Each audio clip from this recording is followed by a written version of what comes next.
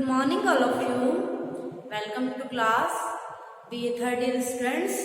देखिए हम लोग भक्ति आंदोलन पर चर्चा कर रहे थे, तो हम लोगों ने इस कड़ी में भक्ति के अर्थ को जाना और हम लोगों ने जाना कि भक्ति कितने प्रकार की होती थी. भक्ति हमने दो प्रकार की पढ़ी थी, सगुण भक्ति और निर्गुण भक्ति. ठीक है. और फिर हम लोगों ने ये भी जाना था कि 15वीं 16वीं शताब्दी में भक्ति आंदोलन आरंभ हुआ था और इस भक्ति आंदोलन के हम लोगों ने ये जाना था कि कई कारण थे, कुछ ऐसी परिस्थितियां उभर कर सामने आई थी जिसके कारण 15वीं 16वीं शताब्दी में भक्ति आंदोलन का मार्ग प्रशस्त हो गया था. ठीक है. तो आज हम क्लास में ये जो भक्ति आंदोलन हुआ था 15वीं 16वीं शताब्दी में, इसके क्या कारण थे, इसके कारणों पर चर्चा करेंगे. तो भक्ति आंदोलन के कारण, तो देखिए भक्ति आंदोलन के कई कारण थे. ठीक है. तो इन कारणों में जो पहला इम्पोर्टेंट कारण माना गया है वो है ब्राह्मण धर्म का बौद्धिक सामंजस्य का सिद्धांत. देखिए इस समय जो ब्राह्मण धर्म था वो क्या हो गया था, ज्ञान पर आधारित हो गया था. ठीक है. और ब्राह्मण धर्म क्या था, ज्ञान पर आधारित हो गया था और ये विचारधारा प्रचलित हो गई थी ब्राह्मण धर्म में कि आत्मा और परमात्मा में जब संबंध स्थापित हो जाता है तब क्या हो जाती है, ईश्वर की प्राप्ति हो जाती है. ठीक है. तो ब्राह्मण धर्म का ये जो ईश्वर प्राप्ति का ये जो इन्होंने सिद्धांत बताया था, ये बौद्धिक सामंजस्य का सिद्धांत था. ठीक है. बुद्धि का कैसे क्या है आत्मा, क्या परमात्मा है और कैसे दोनों एक होंगे, ये जो बौद्धिक सामंजस्य का सिद्धांत था ये आम लोगों की समझ से क्या था, परे था. ठीक है. और लोग इस सिद्धांत को समझ नहीं पा रहे थे कि क्या आत्मा है, क्या परमात्मा है, क्या दोनों अलग अलग हैं, कैसे दोनों एक होंगे. ये जो बौद्धिक सामंजस्य का सिद्धांत था ये आम जन की समझ से परे था. और लेकिन लोग क्या है, ईश्वर को पाना चाहते थे. तो लोगों ने एक सरल मार्ग अपनाया ईश्वर को पाने का और वही सरल मार्ग भक्ति मार्ग कहलाया. ठीक है.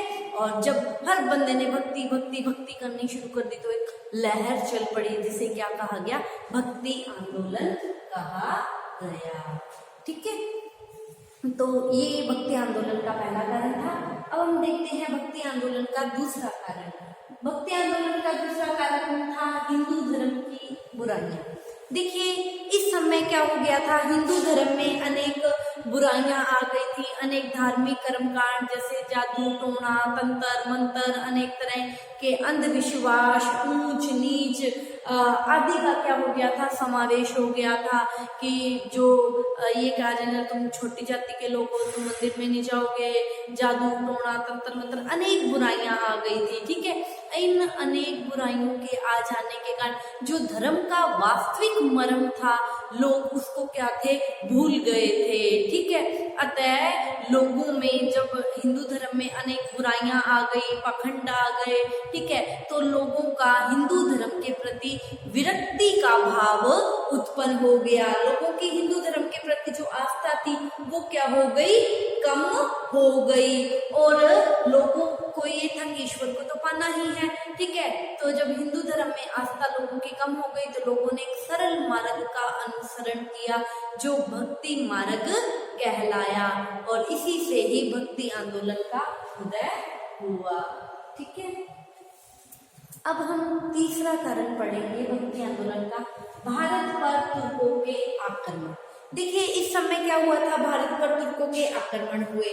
ठीक है. और तुर्कों ने क्या किया, भारत पर आक्रमण किया, हिंदुओं के मंदिरों को नष्ट कर दिया और मंदिरों में जो मूर्तियां स्थापित थी उन मूर्तियों को भी क्या कर दिया, नष्ट कर दिया. ठीक है. तो देखो फिर क्या हो गया, हिंदुओं की मंदिरों और मंदिरों में जो स्थापित मूर्तियां थी उसके प्रति जो आस्था थी, विश्वास था, वो क्या हो गया, कम हो गया. क्यों? क्योंकि देखिए इससे पहले ब्राह्मणों ने इस मत का प्रतिपादन किया था कि मंदिरों में स्थापित जो भी मूर्तियां हैं ये मूर्तियां ना होकर ईश्वर का प्रतिरूप है, साकार ईश्वर है, ठीक है। लेकिन जब लोगों ने इन मूर्तियों जब तुर्कों ने इन मूर्तियों को नष्ट कर दिया, तब लोगों को ये लगने लगा कि ब्राह्मण तो कहते थे ये मूर्तियां ना होकर ईश्वर का साकार रूप है, अगर ये ईश्वर का रूप है तो तुर्कों ने इन्हें कैसे तोड़ दिया, ठीक है। तो लोगों की क्या हो गई, इसके प्रति आस्था जो थी वो क्या हो गई, कम हो गई, ठीक है। अब जब लोगों की आस्था कम हो गई तो लोगों को ईश्वर चाहिए था, तो लोगों को कोई ना कुछ ना कुछ रास्ता चाहिए था, तो तब लोगों ने इस भक्ति मार्ग को अपनाया, ठीक है। तो ये भारत पर तुर्कों के आक्रमण का तीसरा कारण था। अब देखिए तुर्कों के आक्रमण का जो अगला चौथा कारण था वो था आश्रय की खोज। आश्रय मतलब जहां हमें कोई संभाल सके, हमें कोई आश्रय दे सके, हमें कोई पनाह दे सके। देखिए ये वो समय था जब भारत में तुर्कों के आक्रमण हो रहे थे, ठीक है। एक तो जनता क्या थी, इस तुर्कों के आक्रमण से क्या थी, पीड़ित थी, ठीक है। दूसरी ओर हिंदू धर्म में क्या आ गई थी, अनेक बुराइयां आ गई थी, ठीक है। अब हिंदू धर्म में अनेक बुराइयां आ गई, इधर से तुर्कों के आक्रमण होने लग गए, ठीक है। तो जनता को क्या है, कोई भी रास्ता दिखाई नहीं दे रहा था कि अब क्या किया जाए, हाँ। तो जनता को ये लगा कि अब अपने को ईश्वर के चरणों में पूर्ण रूप से अर्पित कर देना चाहिए, वही करता धरता है, वो उसकी मर्जी है, वो जो करे उसके चरणों में अपने आप को पूर्ण रूप से समर्पित कर दो, वही हमें क्या देगा, आश्रय देगा, हमें पनाह देगा, ठीक है। जब लोगों की इस तरह की विचारधारा आई, जब लोगों ने अपने आप को ईश्वर के चरणों में अर्पित कर दिया, तो यही क्या कहलाया, यही भक्ति मार्ग कहलाया, ठीक है।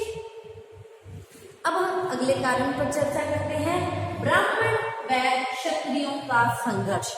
देखिए इस समय क्या हो गया था, ब्राह्मण और क्षत्रियों का संघर्ष आरंभ हो गया था।